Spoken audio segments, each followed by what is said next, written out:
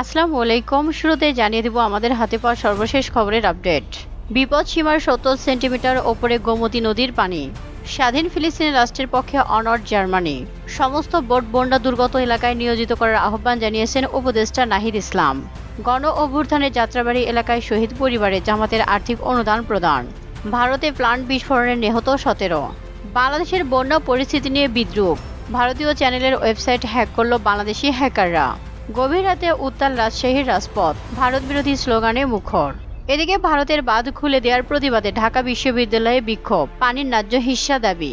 আকস্মিক বন্যার জন্য ভারতকে দায়ী করে জাহাঙ্গীরনগর বিশ্ববিদ্যালয়ের শিক্ষার্থীদের বিক্ষোভ মিছিল। বরিশাল বিশ্ববিদ্যালয়ের শিক্ষার্থীদের ভারতের বিরুদ্ধে বিক্ষোভ সমাবেশ। যুক্তরাষ্ট্রকে আবারও নিরাপদ করার অঙ্গীকার ব্যক্ত করল ডোনাল্ড ট্রাম্প। পার্লামেন্টে আস্থা ভোটে জয়ী পেজেশকিয়ানের মন্ত্রিসভা। আওয়ামী লীগের নিবন্ধন বাতিল চেয়ে রিটের শুনানি আজ। এতক্ষণ শুনছিলেন নিউজ আপডেট।